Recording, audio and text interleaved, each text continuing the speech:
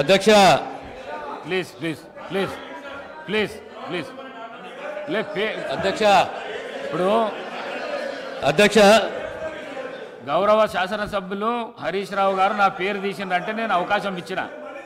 మంత్రి గారు పేరు తీసిండ్రు, మంత్రి గారికి అవకాశం ఇద్దాం మనం. Please please please please please please. Sir నేను ఎక్కువ మాట్లాడాను సార్. రెండే అంశాలు మీరు ప్రస్తావించారు. నా పేరే కానీ బట్టి గారి పేరే కానీ వీళ్ళందరి పేరు ప్రస్తావిస్తూ వీళ్ళందరినీ కాదని చెప్పి గౌరవ రేవంత్ రెడ్డి గారు ముఖ్యమంత్రి అని చెప్పి కాంగ్రెస్ పార్టీకి ఒక చరిత్ర ఉంది అధ్యక్ష. చరిత్ర ఏంది అంటే ప్రభుత్వం పార్టీలో మెజారిటీ ఉన్నప్పుడు మేము ఎప్పుడు కూడా హైకమాండ్కి అప్పచెప్తాము. హైకమాండ్ ఒక నిర్ణయం తీసుకుంటే ఆ నిర్ణయానికి మేము శిరసా వహిస్తాము, అది మేము పాటిస్తాము అధ్యక్ష. ధన్యవాదాలు. గౌరవ కేటీఆర్ గారు.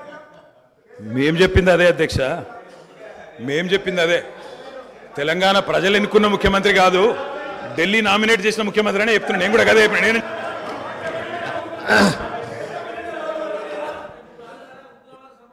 ఒక్క నిమిషం. ఈ సంప్రదాయం అనేది కొత్తది కాదు అధ్యక్ష. తెలంగాణ రాష్ట్ర ప్రజలు కూడా తెలుసు. కాంగ్రెస్లో ఈ సిస్టమ్ ఉన్నది, ఈ ఆనవాయితీ ఉన్నది.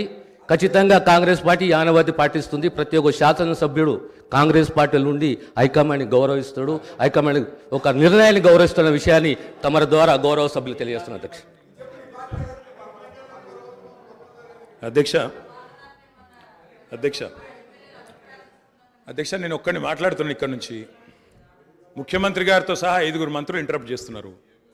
ఇదేం పద్ధతి అధ్యక్ష? ఇది అధ్యక్ష, ఇది మీరు నడపాలా, హౌస్ని మీరు నడపాలా అధ్యక్ష. వారు సార్ సార్ వినండి sir. In a democracy sir we have utmost respect for you. Prasad garu, speaker garu, మీరంటే చాలా రెస్పెక్ట్ ఉంది అధ్యక్ష. The opposition in a democracy has its say and the government has its way. మేము మాట్లాడిన తర్వాత వాళ్ళకి పుష్కలంగా మైక్ ఇవ్వండి, గంటలు మాట్లాడమని నేను వద్దనట్లేదు సార్. కానీ ఈ రకంగా ఒక వ్యక్తి మాట్లాడుతుంటే, ఒక సభ్యుడు మాట్లాడుతుంటే ముఖ్యమంత్రి గారితో సహా 5 మంత్రులు లేచి ప్రభాకర్ గారు, దామోదర్ గారు, శ్రీధర్ బాబు గారు, బట్టి గారు, ముఖ్యమంత్రి గారు అందరూ మాట్లాడితే గౌరవ కేటీఆర్ గారికి నా సూచన సార్, గవర్నర్ ప్రసంగం విషయంలో దాన్ని మాట్లాడుతున్నా సార్. నేను వారు మాట్లాడిన దాన్ని మాట్లాడుతున్నా. నేను ఈ డీవియేషన్ రాదు మనకు. నేను అదే అండి, వారు మాట్లాడింది రైట్ ప్లీజ్ సార్. ఎన్ఆర్ఐలు నాన్ రిలయబుల్ ఇండియన్స్ అన్నారు. మరి ప్రపంచవ్యాప్తంగా ఉన్న ఎన్ఆర్ఐలు గమనించాలా. కాంగ్రెస్ పార్టీకి ఎన్ఆర్ఐల మీద ఉన్న గౌరవం, ఎన్ఆర్ఐల పట్ల ఉన్న ప్రేమ, గౌరవ ముఖ్యమంత్రి గారికి ఉన్న ప్రేమ గమనించాలని నేను కోరుతా ఉన్నా. ఇంకొక మాట అధ్యక్ష, ఎన్ఆర్ఐలు అన్నారు అధ్యక్ష ఎవరు అధ్యక్ష? 100 కోట్ల మంది భారతీయులను కాదని బయట నుంచి తెచ్చుకున్న అధ్యక్షులు చేసుకున్న ఎవరు అధ్యక్ష? బయట దేశం వాళ్ళని తెచ్చుకున్న అధ్యక్షులు చేసుకున్న దుస్థితిలో ఉన్న కాంగ్రెస్ పార్టీ ఎన్ఆర్ఐల గురించి మాట్లాడితే ఎట్లా అధ్యక్ష? ఏదేమైనప్పటికీ అధ్యక్ష ఒకటి వాస్తవం, గత 10 ఏళ్లలో పాలమూరులో వలసలు బంద్ అయినాయి, వలపోతలు బంద్ అయినాయి. 14 రాష్ట్రాల నుంచి కూలీలు వచ్చి వాళ్ళ తెలంగాణలో నాట్లేస్తున్న విషయం వాస్తవం కాదా? 14 రాష్ట్రాల కూలీలు. అధ్యక్ష, మీరు నల్లగొండలో ఫ్లోరైడ్ బండ నల్లగొండ గుండె మీద పెట్టిపోతే ఆ ఫ్లోరైడ్ బండను దించింది కేసీఆర్ కాదా? ఆ విషం నీళ్ల పీడ విరగడ చేసింది కేసీఆర్ కాదా?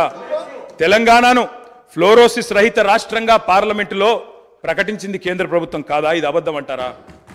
సడుగులు విరిగిన సాలెల మగ్గానికి మంచి రోజులు తెచ్చింది కేసీఆర్ ప్రభుత్వం కాదా? ఇవాళ నేతన్నల ఆత్మహత్యలతో సిరిసిల్లను మీరు ఉరిసిల్లగా చేస్తే దాన్ని మళ్ళీ తిరిగి సిరిశాలగా చేసింది కేసీఆర్ ప్రభుత్వం కాదా? కునారిల్లిపోయిన కుల వృత్తులకు కొత్త ఊపిరులూదింది కేసీఆర్ ప్రభుత్వం కాదా? కాలే కడుపుతో అర్ధాకలితో ఎవ్వరు వండుకోవద్దని చెప్పి మానవీయ కోణంలో ఆలోచించి సంక్షేమంలో స్వర్ణయుగం సృష్టించింది, ఆసరగా నిలబడ్డది కేసీఆర్ ప్రభుత్వం కాదా? 200 రూపాయల పెన్షన్ను 2000 చేసింది కేసీఆర్ ప్రభుత్వం కాదా? అధ్యక్ష నిన్న గ్రామీణాభివృద్ధి గురించి మాట్లాడుతూ ఈ ప్రభుత్వం ప్రాపగాండాకు ఎక్కువ పెద్దపీట వేసిందన్నారు అధ్యక్ష. వాళ్ళ హయాంలో 50 ఏళ్లలో అధ్యక్ష ఒక్క గంగదేవిపల్లె చెప్పుకుందరు, ఒక అంకాపూర్ చూపెడుదురు. అది కూడా పాప మా గ్రామస్తులు చేసుకున్నారు, వీళ్ళు చేసింది ఏం లేదు. కానీ మా హయాంలో మా 10 ఏళ్లలో గర్వంగా చెప్తున్నా సార్, 3% కంటే తక్కువ జనాభా ఉన్న తెలంగాణ జాతీయ పంచాయతీ అవార్డులలో 30% అవార్డులు గెలుచుకునే విధంగా ప్రభుత్వాన్ని నడిపినాం, పల్లె ప్రగతిని చేసి చూపెట్టినాం. కావాలంటే చూసుకోవచ్చు.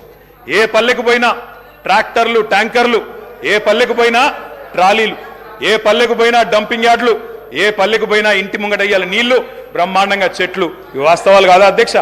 ఇవాళ మీరు ఎంజాయ్ చేయండి, పర్వాలేదు. 10 ఏళ్ల తర్వాత ఎంజాయ్ చేయండి. సర్పంచులకు ఇది ఇస్తాం, మాజీలకు అది ఇస్తాం, బస్సు ఫ్రీ, బంగారం ఫ్రీ, బండి ఫ్రీ అని చెప్పి ఓట్ల కోసం చాలా చెప్పారు అధ్యక్ష. సంతోషం, చేయండి, మేము వద్దంటలేదు. నిర్మాణాత్మకమైన సూచనలు చేయమన్నారు, తప్పకుండా చేయండి. మీ మేనిఫెస్టోలోని ప్రతి హామీని నిలబెట్టుకోండి. We welcome it, we will support you. తప్పకుండా సపోర్ట్ చేస్తాం అధ్యక్ష.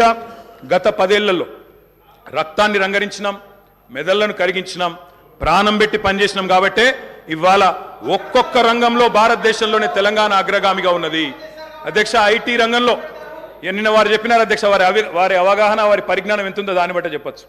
నేనేం చెప్పినారు అధ్యక్ష గవర్నర్ ప్రసంగంలో? ఐటీఐఆర్ వచ్చి ఉంటే ఏదో జరిగి ఉండేది.